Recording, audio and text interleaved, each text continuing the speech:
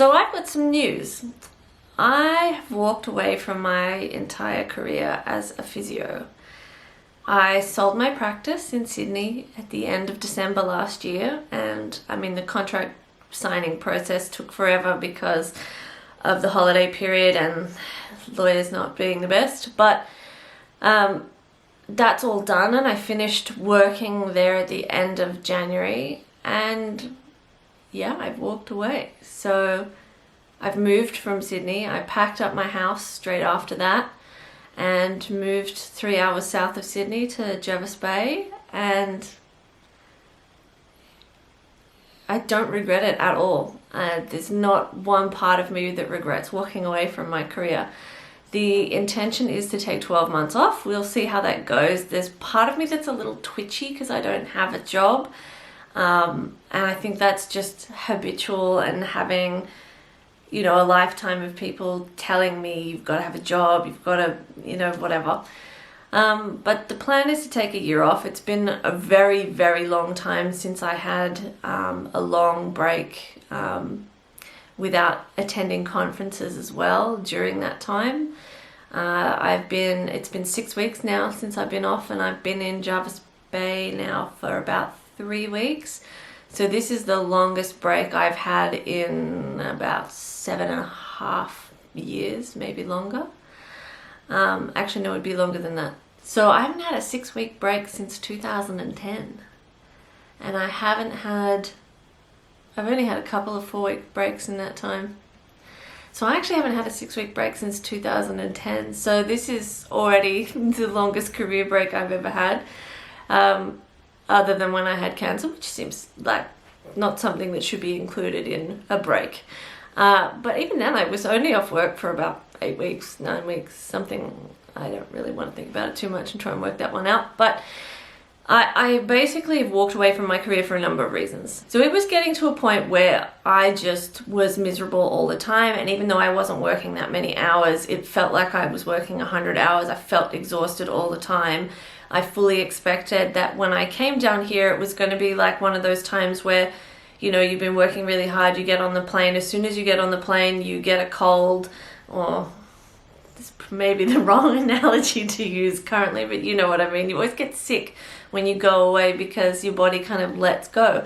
And that hasn't happened. So it feels kind of like my body's just gone, that never happened. And so I think what it kind of was not so much that I was physically exhausted, just more that I was mentally and emotionally exhausted, because it's been about 3 years since I decided I felt trapped, and knowing I felt trapped made things worse.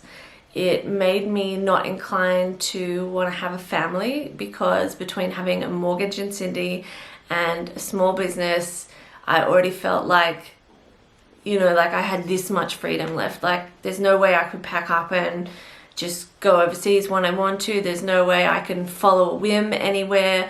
And I just felt like if I have a family on top of that, which is something I've always wanted to do, then there will be no freedom and I will be totally trapped in Sydney. And I obviously realize that there are people who have a very different definition of freedom, and I just mean that I felt like I couldn't move in there, and that I was stuck in a place that I didn't want to be, and realizing that made it worse. And at the beginning of January last year, so 2020, I had decided I was going to sell. I had built the practice up, I had increased our staff levels, I'd trained them all up, they were all ready to go, and then COVID hit.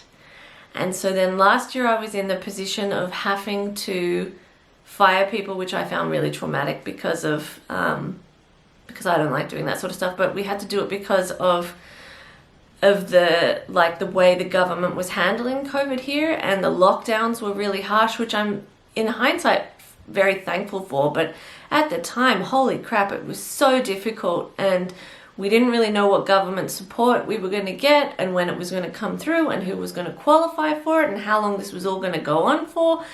And it just was just awful. And in the end, it's actually worked out quite well. Our government have given us way more than, for example, in the US. So we're really lucky, and our COVID cases are fairly negligible, which, you know, I'm grateful for, absolutely. But it put me in this position of being literally traumatized by having to fire people in the middle of a pandemic, and also having to work more than I was working before in a job that I didn't want to be in, while also madly trying to restructure the business and trying to revive a business I didn't really want to be part of, and try to regrow something that I had just put an enormous amount of effort into to grow and increase value, only to have a pandemic come along and knock value down. And it was just, and there was this part where you were like, I don't know how long this is going to go for. And so I was like, I'm never going to be able to sell. I'm never going to be able to get out of this. I can't.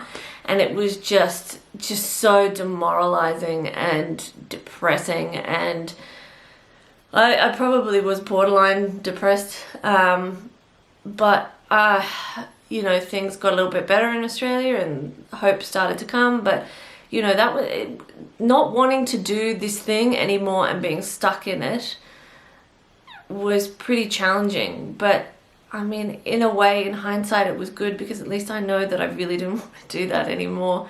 And I really learned that people management is not the thing that I want to do.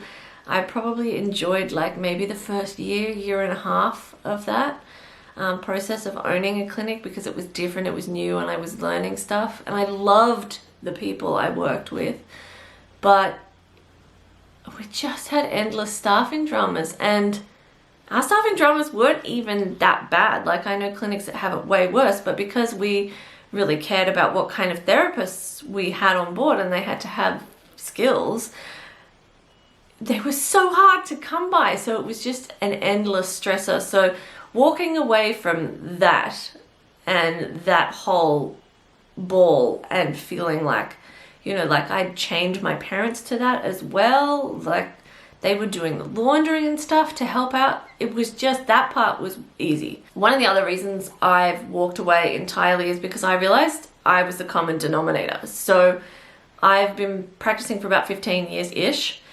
and I didn't like working in the hospitals because I felt like a glorified walker where you just get people out of bed, walk them up and down the hallway, and then pop them in a chair, which just felt like you weren't really doing anything, and it felt like anyone could do it. And I didn't like the private practices I worked in because of various reasons, but I still wasn't sure that it was just that I didn't like physio, because, you know, like I had worked at one private practice that for various reasons was in the paper that had nothing to do with us as therapists, and we were getting emails from angry public members from fuckyou@fuckyou.com. I had a boss who used to get naked in the waiting room, or like, it was like conversations you had with her never happened, and she'd throw you under the bus all the time.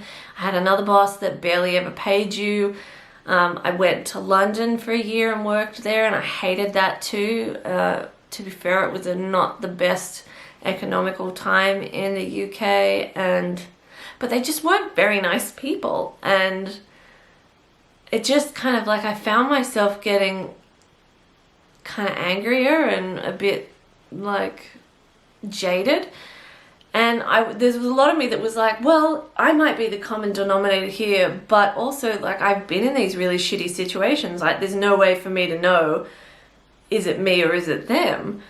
And so I was like, well, if I open my own practice, I can do it my way. I can practice how I want. I can, if I don't like it, I can hire staff and, you know, retreat out of there and not practice and still have an income. And it just didn't work like that. And I could never retreat. I just couldn't. I couldn't get out.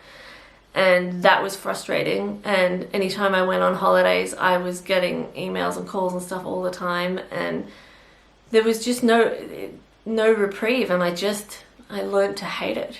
And so what I learned is that even though I have skills and I have curiosity about the body and I'm good at it, I'm the common denominator. So nothing's going to change unless I change, so I had to change. part of the reason we come to Jervis Bay is because I spent a lot of time here last year. My best friend lives down here and has done for the better part of 15 years. And she has a family down here, so I have an inbuilt social circle down here. It's also just the nicest area ever. But in Sydney, I lived in a split level house on a rockery. So my elderly dog, who's now 15 and 3 months, he is just the cutest thing in the whole world. But I was having to carry him up and downstairs, and he could barely go outside because then I'd have to lug him up and down the stairs. It was just not a good quality of life for either of us. And so we've moved somewhere where it's pretty much flat access so he can get about. And because I'm not stressed all the time, he's having multiple walks a day and his quality of life has gone up. So hopefully whatever time he has left is good, because he's had an awful couple of months and his kidneys have started to pack it in. So it's a bit sad, but at least I can make his last however long better. He loves it down here and he just perks right up. He's not going to be happy when we have to go back up to Sydney soon for a couple of days, but it has to be done. So there was that kind of thing that I moved for as well. And obviously I wanted a different quality of life. I wanted to be able to de-stress. In Sydney, I find that it feels really isolating actually to be in the city. You wouldn't think it does, but it does. People are so busy with their work and their marriages and their mortgages that you never see them. And I was finding that I was just going to the shops to entertain myself when I was bored and buying stuff I didn't need or want. And I was just staying at home all the time. Like, I just felt really isolated, and I don't want to feel like that anymore. I don't want to feel like I'm trapped in some sort of negative aura and always being the negative person at the party and all of those kind of things. Like, that was all happening. And the crazy thing is, I never ever thought I would spend my whole life being a physio. That was never the intention nor the feeling that I had. I just didn't know what the alternative was, and there's a number of reasons why I ended up doing physio. But a lot of it was just that I was told to be realistic, and that I had to be realistic and get a job and pay my mortgage. And it's like, what's the joy of paying a mortgage in Sydney? Like, you can't get a house in the suburbs that, like the surrounding suburbs that I was living in now, a normal like 4-bedroom house for under $4 million now. It's just ridiculous.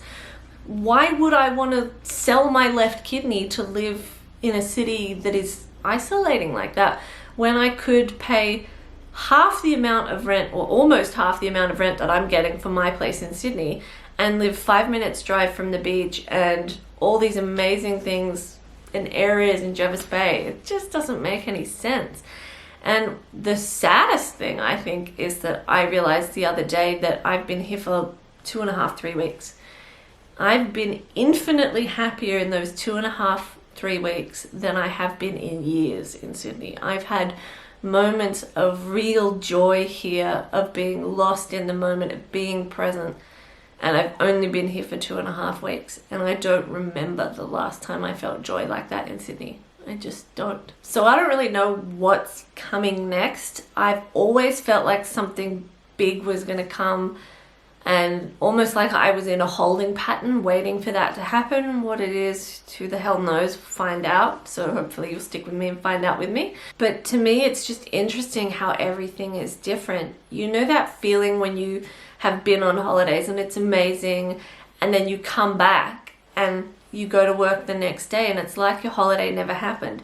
It's almost like my body's done the same thing to that part of my life. It's just gone, we're not going back. And I just can't believe how I was able to just change the way I felt and change everything, because it felt so dark and crushing. And it's just like, the second I got here, it was like taking a deep breath. It's just insane how resilient your body and mind is, and how it kind of just hunkers down through that dark stuff to get you to the other side. And it's not completely that I've separated, because I'm still obviously talking to my friends from work and stuff, but one of them sent me a couple of text messages about something work related the other day, and it was created such a visceral response in me that I nearly tossed my phone into the duck pond I was walking past. And I mean, that was pretty good indicator that I've made the right choice that in walking away. So I really don't know what I'm going to do with this year. I kind of had some ideas, but I mean, there's a lot of asterisks because obviously, number one, there's a pandemic. The biggest asterisk is my dog Marley. You know, if he survives the year, then fantastic, but it means I'll be staying fairly put in Doves Bay.